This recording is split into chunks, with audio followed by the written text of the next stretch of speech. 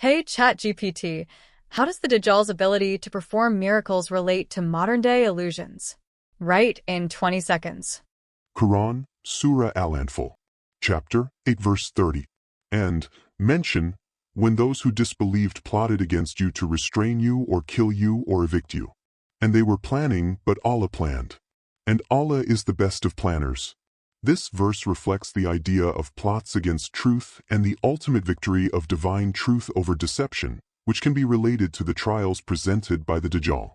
For detailed descriptions of the Dajjal, one should refer to Hadith literature. The Dajjal's ability to perform miracles symbolizes deception and manipulation. In modern times, this parallels the illusions created by social media, where curated lives appear perfect, or by technological advancements that promise unrealistic solutions. Just as the Dajjal misleads people with false promises, today's misinformation and consumer culture can distort reality, leading individuals away from truth and deeper understanding. So, are AI, artificial intelligence, and ChatGPT Dajjal's handiwork? I know it's a big claim, but to me it's true. The comparison between AI, like ChatGPT, and the Dajjal, Antichrist, is more philosophical than literal. The Dajjal symbolizes deception, misleading people with false miracles, whereas AI is intended to assist and enhance productivity. However, AI can be misused to spread misinformation or create deepfakes, echoing the Dajjal's manipulative nature. Both challenge our understanding and critical thinking, but AI fundamentally serves as a tool. The focus should be on responsible use and transparency to navigate its complexities and mitigate potential risks. Thank you so much, ChatGPT. Let's dive deeper into this chapter together with Jack and Wilson. Welcome back, listeners. Ready for another deep dive? Always. Awesome. This time we're tackling something pretty fascinating, at least I think so, Islamic eschatology. Oh, wow. Yeah. Specifically, we're going to focus on the figure of the Dajjal. Okay. You know, kind of like the Islamic Antichrist figure. Right. And we're going to look and see, like, you know how his story, this whole story of deception kind of relates to the world today? Interesting. Like, are there parallels? You know, modern day illusions, deceptions? Yeah. The source material we're looking at focuses on this guy, Al-Harith ibn al-Sima. Okay. And he was an Arab Christian who said that he actually, like, encountered the Dajjal. It's fascinating, isn't it? Like, the concept of the Dajjal, you know, it's rooted in Islamic tradition, but I feel like it really speaks to, like, a universal human experience. This whole thing of, like, wrestling with deception. Yeah, absolutely. It's not just, like, a theological idea. Yeah. It kind of, like, you know, taps into those really basic human questions about, like, truth and, you know, temptation. And, like, what choices are we making when we're confronted with, like, these illusions that are super compelling? It's so true. So, okay, let's just start, like, at the beginning. Okay. Who is this Dajjal guy? Why is he so important in, like, Islamic teachings? Well, the Dajjal, he's a big deal in Islamic eschatology. Okay. He's kind of, like, I guess you could compare him to the Antichrist in, like, Christian tradition. Got it. And he's prophesied to, you know, show up before the Day of Judgment. Yeah. Big time of, like, turmoil and upheaval, you know. Yeah. And they say his arrival is going to be one of the main signs of the end times. Okay. So, but what makes him so dangerous? Is it just that he's like a sign that the apocalypse is coming, or is there something else? Right. He's more than just a sign. Okay. He's like a seriously powerful deceiver. They say he's got a really striking appearance, actually, one-eyed. Oh, wow. And get this, he's got the word kafir, you know, which means disbeliever. Oh. It's inscribed on his forehead. Oh, that's pretty intense. Yeah, but his real danger is, like, his ability to perform what seems like, you know, miracles, like bringing the dead back to life. What? Yeah, or conjuring up, like, food and water out in the desert. Oh, wow. See, that's where it gets tricky, right? Because during a time of, like, chaos, you're desperate, you're, you know, afraid. Exactly. This sounds pretty tempting. Totally. And that's, like, the sneaky thing about his deception. Okay. It's like he exploits what we want. Yeah. He offers what looks like salvation or relief. Yeah. But it's all fake. Right. Like, designed to lead people away from, you know, the real deal. Oh, that's so interesting. It's a true test of faith. You know? Yeah. Can you tell what's real? Yeah. And what's just a facade? A show. Total setup, yeah. So, okay, how does this story of Al-Harith ibn al-Sima, how does that fit in with all of this? Well, his encounter with the Dajjal, I think, really like makes this concept real. Okay. Like he was just on this like sea voyage, right? And then boom, this crazy storm. Oh no! So, like a scary, scary storm. Yeah, and that kind of situation, it creates fear and desperation. Totally. Yeah. And it makes people, way more vulnerable to being tricked. Right. And that's when he claims that he actually met this figure. Okay. That perfectly matches the description of the Dajjal. That's a crazy story. But I mean, how can we know if it really happened? But that's the thing with these stories. They're, passed down over generations. Yeah. And it's kind of like a blend of history and allegorical lessons. Okay.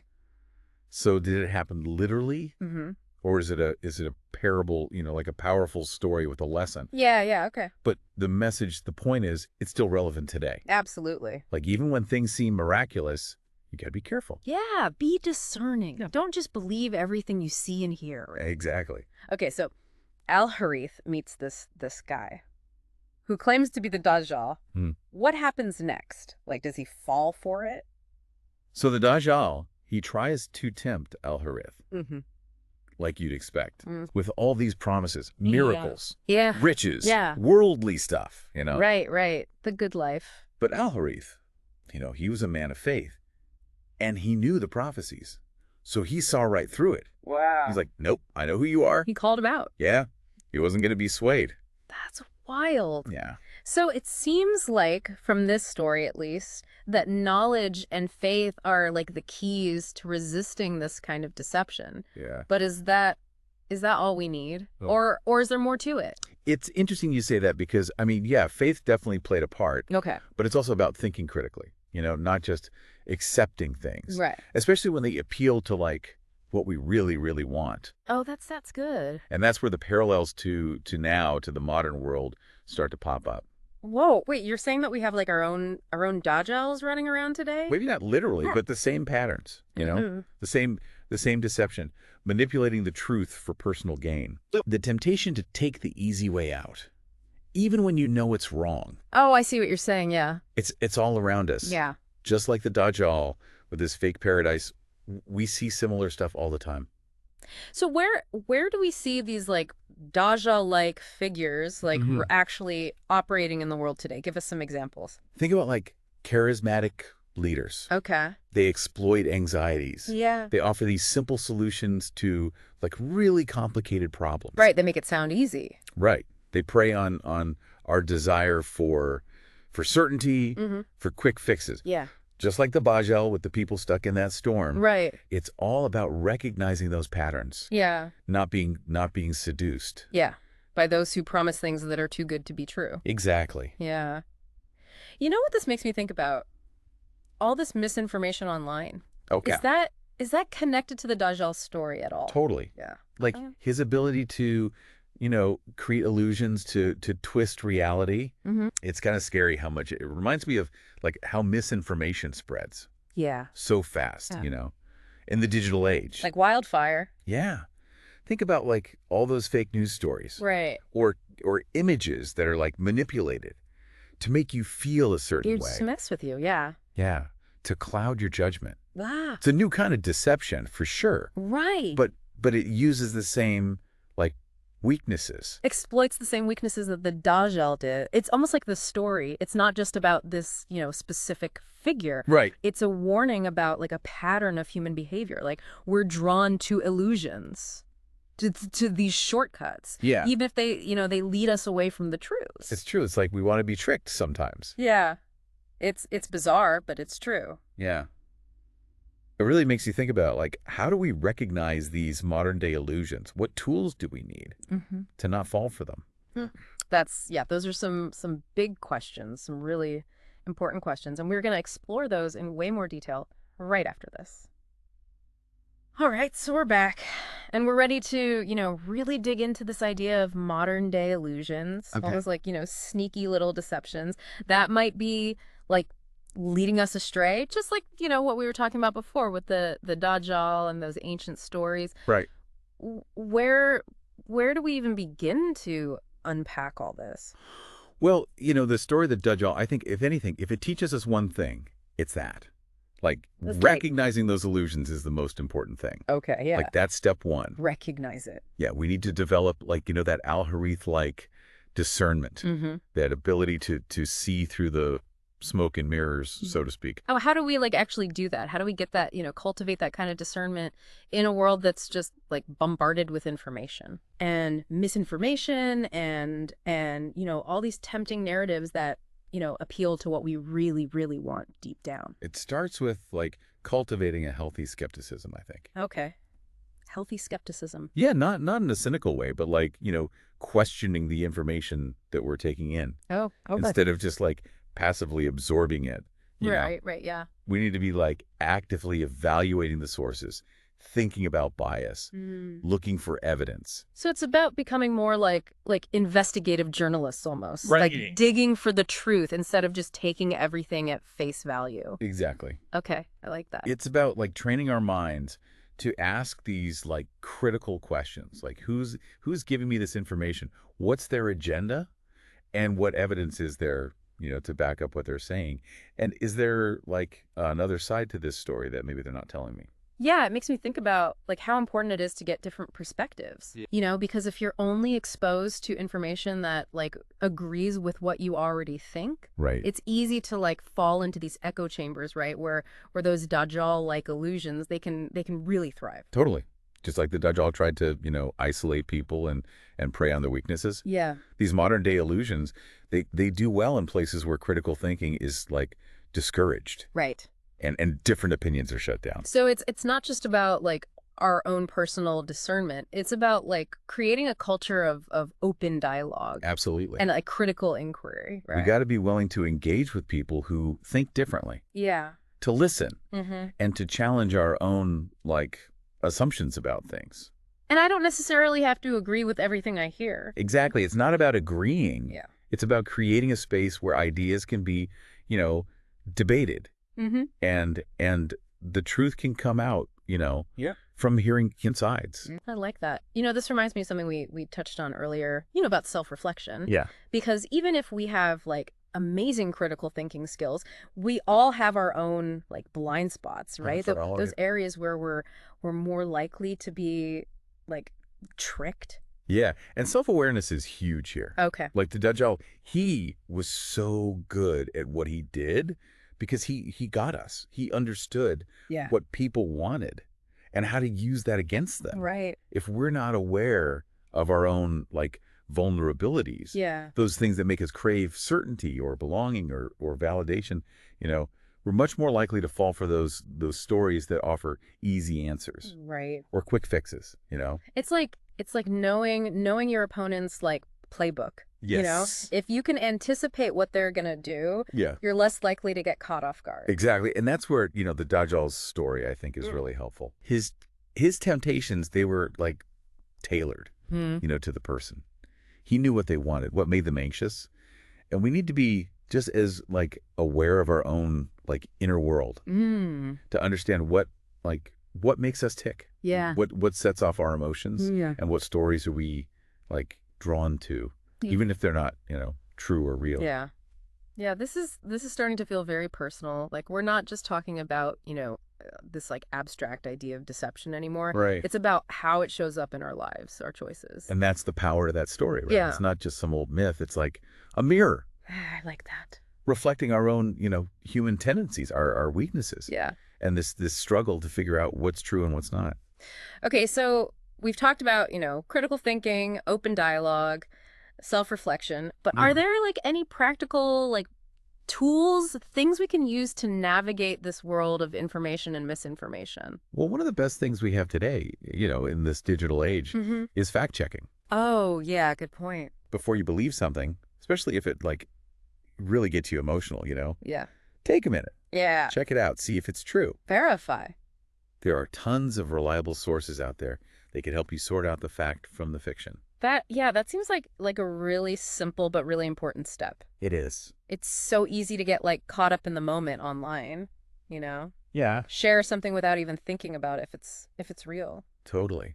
That's why it's so important to get in the habit of stopping, questioning, Yeah. checking things out. Like Train yourself to be more discerning. Realize that, not everything you see online is the same. Right, right. Be willing to do a little research before you believe it or before you share it. This makes me wonder, does the Dajjal story, does it say anything about like our desire for simple solutions? Mm-hmm. It seems like he always preyed on people who were looking for those quick fixes, Yeah, you're right. easy answers to tough problems. The Dajjal, he thrives on that, on using our desire for certainty, for simple answers. Yeah. He offers like these black and white stories, Yeah. easy solutions that ignore how complicated things really are. Right. He just glosses over it. And just like that storm, in Al-Harith's story, it made him vulnerable. Yeah. We need to be careful in those situations where we might be tempted, Yeah. by those simple stories that offer false hope or this like fake sense of certainty. It's like that saying, if it sounds too good to be true. It probably is. Exactly. The real world, it's messy, it's complicated. There aren't like easy answers. Right. One-size-fits-all solutions. Being okay with that, Yeah. Being comfortable with nuance, with ambiguity. That's like the antidote Okay. to those Dajjal like illusions that want to make everything seem simple. So far, we've been talking about, like individual strategies. What can I, as a person, do to resist this? Right. But I'm curious about like the bigger picture. Like, how do these Dajjal like illusions work on like a societal level? What are the big stories that shape our worldviews and influence, what we do as a society? Now, that's where things get really interesting. Okay, I'm listening. We've been talking about like the individual Dajjals, like specific people. Yeah. Or specific examples of deception. But there's also like a bigger Dajjal at work. Okay. This kind of collective illusion that's like everywhere. Wow. It shapes how we see the world. Whoa. I'm intrigued. What are some examples of these bigger illusions, these like grand masterpieces of deception? Lay it on me. Okay, let's start with one that's like super relevant today. Consumerism. Okay. This idea that like, happiness comes from stuff. Okay. That your worth is tied to what you own or buy. Okay. And it's everywhere you look. Advertising, Yeah. media, Yeah. even our social interactions. Totally. That's a powerful story. Yeah. It's interesting how you connect that consumerism to the Dajjal's story. Yeah. It's like he's offering this fake paradise, Right. where you can buy happiness. Exactly. And just like the Dajjal's promises were, empty, consumerism often leads to this cycle of like wanting more. Right. Never enough. Yeah.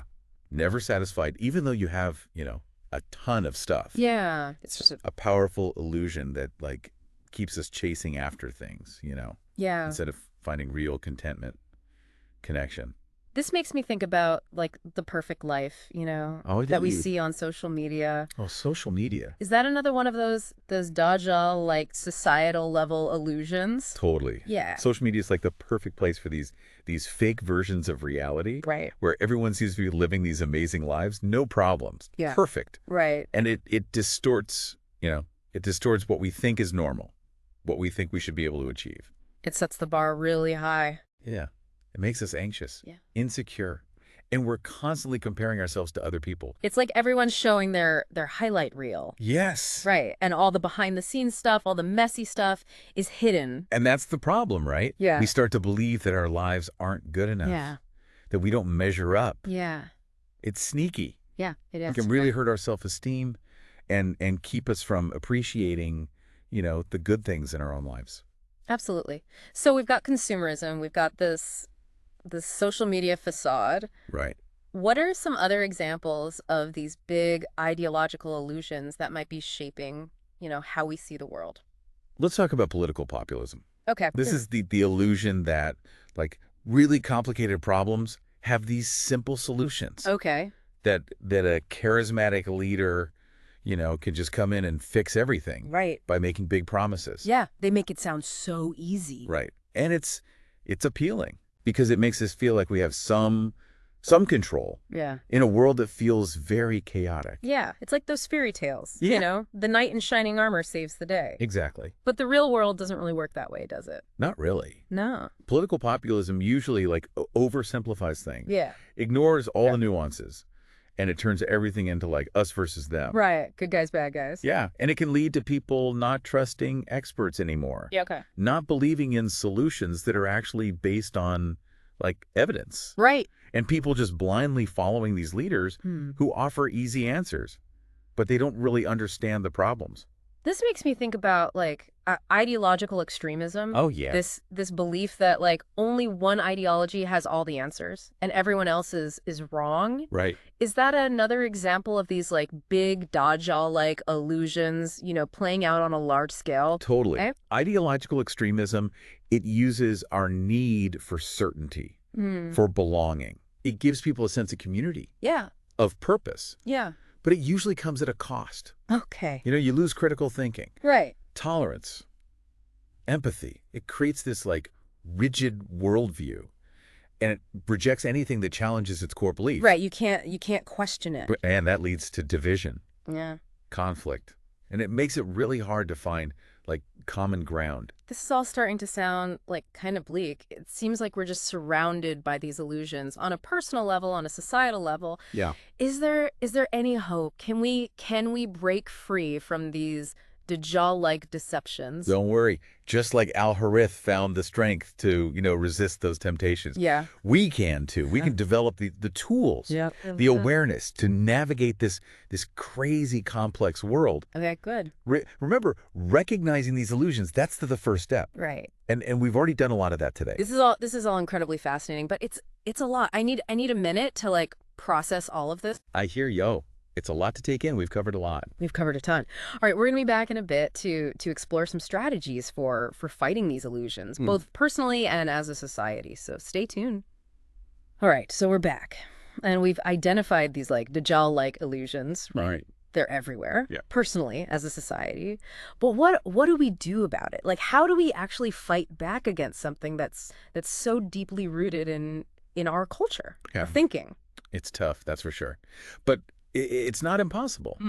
Remember, the Dajjal, he works in the shadows, where there's ignorance, where people just accept things without question. Okay, yeah. So by talking about it, by making people aware, we're already doing something. Okay, so awareness is the first step, but Yeah. then like what do we actually do to change things? Where do we go from there?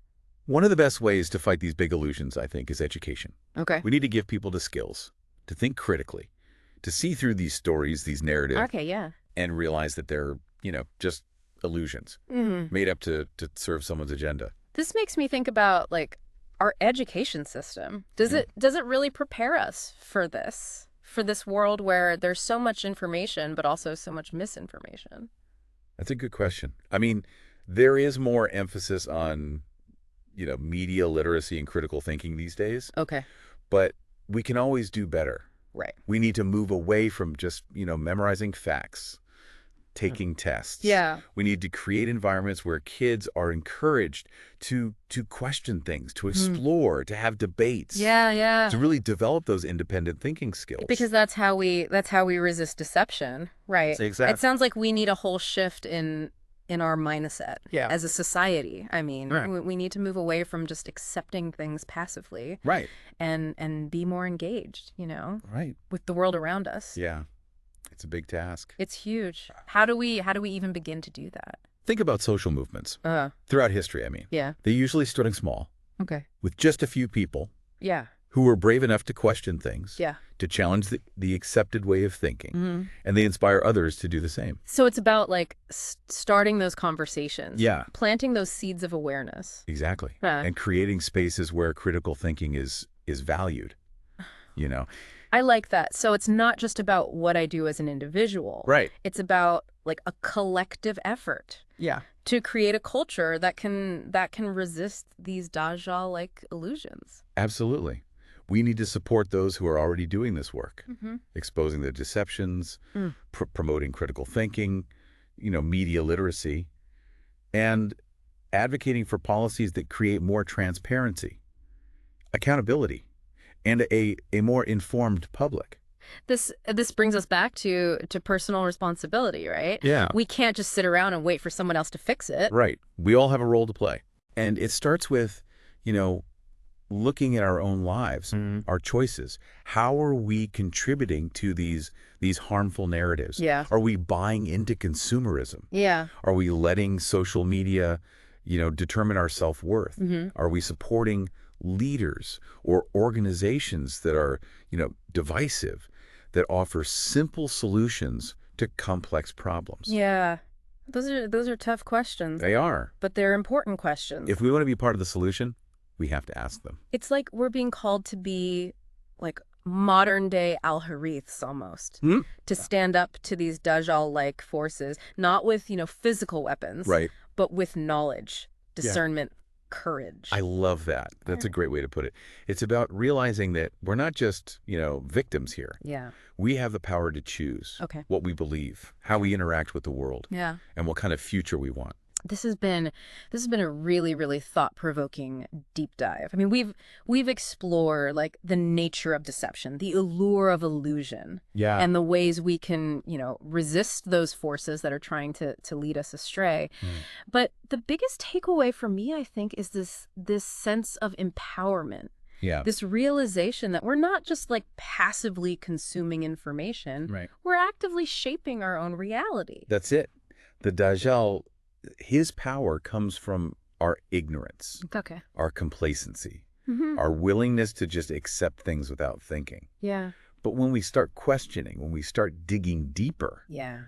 when we demand more from ourselves and from the world around us, that's when those illusions start to crumble. Yeah. That's when we take back our power. Exactly. So as we wrap up this deep dive, we'll leave you with this. What illusions are you susceptible to? What stories have you accepted without questioning? And what steps can you take to become more discerning, more resilient in a world that's, full of deception? Keep those questions in mind as you go about your day. And remember, the journey toward truth, it's ongoing. It's a process of questioning, learning, growing. Until next time, happy deep diving. Hey everyone, before we dive into that, I was delving into my YouTube channel analytics and noticed most of you who watch my videos are not subscribed to the channel. Would you do me a huge favor, please, and hit the subscribe button? It really motivates me and helps the channel to grow so I can do more videos just like the one you're about to watch. So without further ado, let's dive in. Thank you for joining us for today's podcast. I hope you've gained some valuable insights. If you're a truth seeker, yearning for divine light and ready to step out of darkness, now is your moment. The truth is that Allah is the one and only creator of the universe. He has sent over 124,000 messengers and prophets to guide humanity, starting with Adam and culminating with the final messenger, Prophet Muhammad, peace be upon them all. If you resonate with this message, you might be ready to embrace Islam. Simply recite the Shahada, the Islamic declaration of faith. For further support, feel free to join our WhatsApp group. You can send us a private message there. The link is in the video description. Don't wait until it's too late. We look forward to connecting with you soon.